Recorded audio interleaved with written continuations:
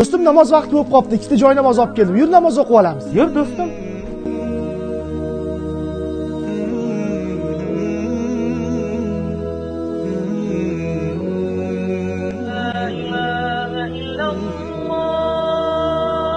O'rtoqlar, bu joy namozimizni namozni endi boshlayotgan yaqinlarimiz uchun, yoshi katta onaxon, otaxonlarimiz uchun juda zo'r ekan.